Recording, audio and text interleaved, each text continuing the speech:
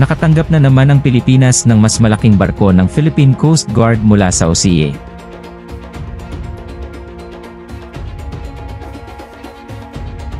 Ang Manila at Tokyo ay tinapos ang kanilang pinakamalaking maritime security project hanggang sa kasalukuyan, kung saan makikitang pondohan ng Japan ang pagtatayo ng 5 malalaking patrol ship para sa Philippine Coast Guard.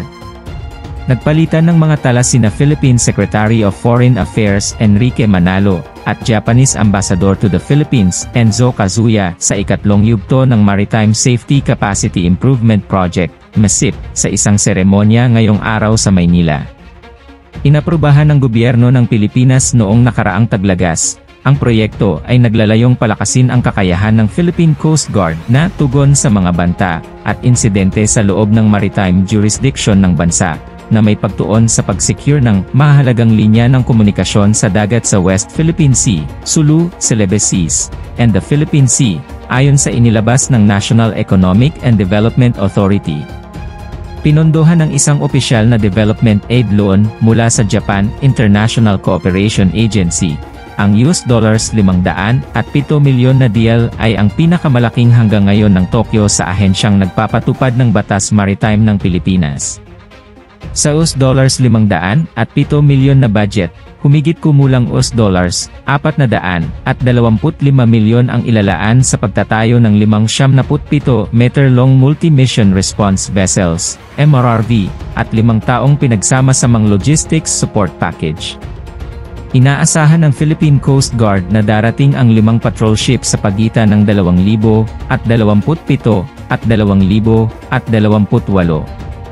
Isa pang seremonya ng pagpirma para sa kontrata ng mga sasakyang pandagat ang magaganap sa hinaharap. Ang mga sasakyang ito ay sasama sa 2 nailipat na ng Japan sa Philippine Coast Guard, BRP Teresa Magbanwa, MRV Negatibo, 7,701 at BRP Melchora Aquino, MRRV Negatibo, 7,702 na ibinigay sa ilalim ng ikalawang yugto ng MSIP. Ang mga barko ay inorder noong 2020, itinayo sa Shimonoseki Shipyard ng Mitsubishi Shipbuilding, at naihatid noong 2022.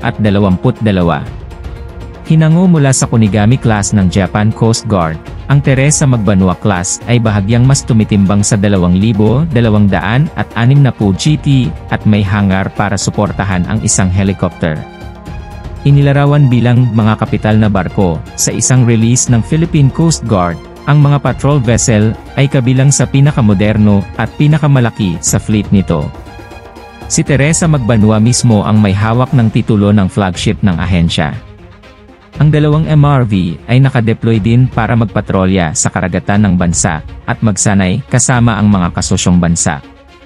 Noong nakaraang taon, lumahok si Melchora Aquino sa kauna-unahang US-Philippine-Japanese Trilateral Coast Guard exercise.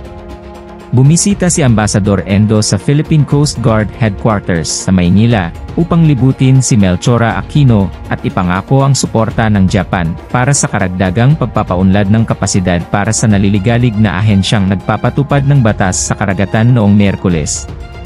Karamihan sa mga aktibong barko ng Philippine Coast Guard, lalo na sa South China Sea, ay nagmula sa Japanese sa ilalim ng MSIP.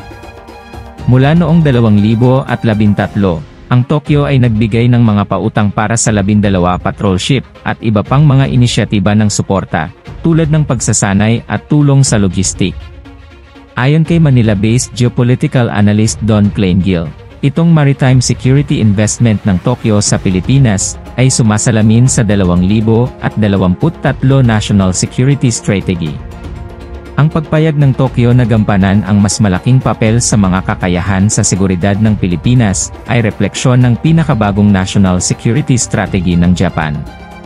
Ang NSS ay naglalayong ilarawan ang Japan bilang isang pangunahing tagapagbigay ng seguridad sa Indo-Pacific. Higit pa rito, ang mas binibigyang diin na pagliko na hinihimok ng seguridad ay sumasalamin din sa pagsasakatuparan ng Tokyo sa pangangailangang gumawa ng higit pa upang matiyak ang katatagan ng rehiyon sa gitna ng lumalagong mga puwersang revisionista at ekspansyon, partikular ang China at Hilagang Korea. Gayon din, iniugnay ni Joshua Bernard Espeña, Vice President sa Manila-based think tank na International Development and Security Cooperation, ang suporta ng Japan sa pagsasakatuparan nito ng Free and Open Indo-Pacific Vision na tinanggap ng maraming bansa tulad ng Pilipinas. Ang araw ay sumikat sa mataong daungan ng Maynila, habang ang mga dignitaryo, mga opisyal ng Coast Guard, at mga mausisa na manonood ay nagtitipon para sa isang makasaysayang okasyon. Ngayon ay minarkahan ang opisyal na pagbibigay ng Gabriela Silang Offshore Patrol Vessel, OPV, sa Philippine Coast Guard ng French Shipbuilding Company, OCE.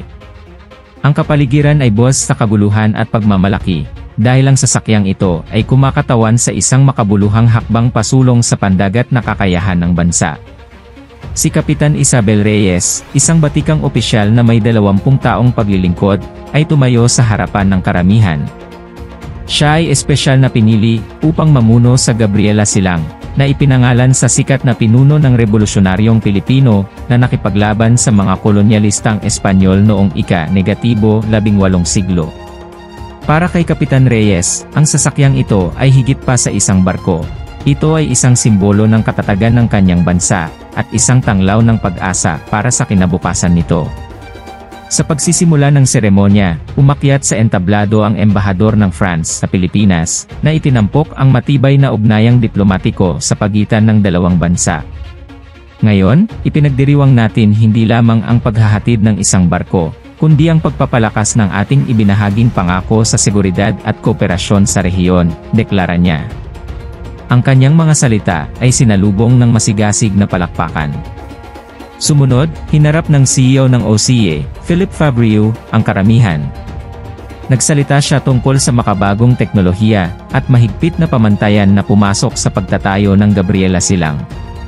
Ang sasakyang ito ay nilagyan ng mga advanced na navigation at communication system, makabagong radar, at makapangyarihang mga makina na kayang tiisin ang pinakamahirap na kondisyon sa dagat. Ito ay dinisenyo upang pagsilbihan ang Philippine Coast Guard sa pag-iingat sa iyong mga katubigan at pagtiyak ng maritime security, paliwanag niya. Sa wakas, dumating na ang sandaling hinihintay ng lahat. Ang simbolikong pagbibigay ng susi ng barko mula sa Fabriu kay Admiral Ernesto Diaz, ang commandant ng Philippine Coast Guard, ay nagpahiwatig ng opisyal na paglipat ng pagmamay-ari. Si Admiral Diaz, sa kanyang malutong na puting uniforme, na pinalamutyan ng mga medalya, ay tinanggap ang susi na may malawak na ngiti at mahigpit na pagkakamay. Kami ay lubos na nagpapasalamat para sa napakahalagang karagdagan na ito sa aming fleet.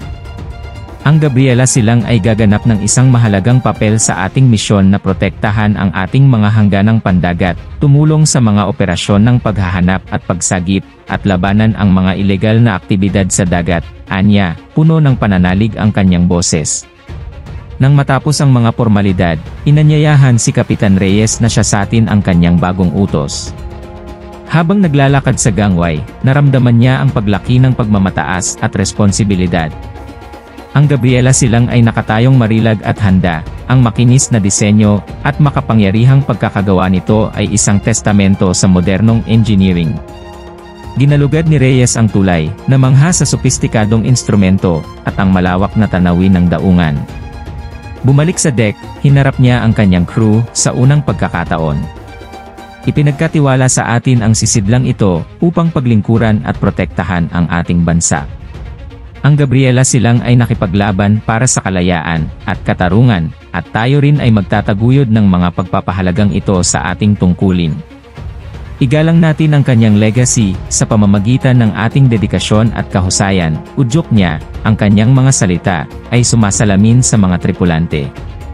Sa paglalayag ng Gabriela Silang sa kanyang unang paglalayag sa ilalim ng watawat ng Pilipinas, tumawid ito sa tubig ng may grasya, determinasyon. Ang barko, tulad ng pangalan nito, ay handang harapin ang anumang hamon na naghihintay. Para kay Kapitan Reyes at sa kanyang mga tauhan, ito ay hindi lamang isang bagong kabanata sa kanilang mga karera, ngunit isang ipinagmamalaking sandali sa kasaysayan ng kanilang bansa. Ang Gabriela Silang OPV ay higit pa sa isang barko. Ito ay isang tagapag-alaga ng mga dagat, isang simbolo ng pambansang pagmamataas, at isang pagpupugay sa di matinding diwa ng mga Pilipino.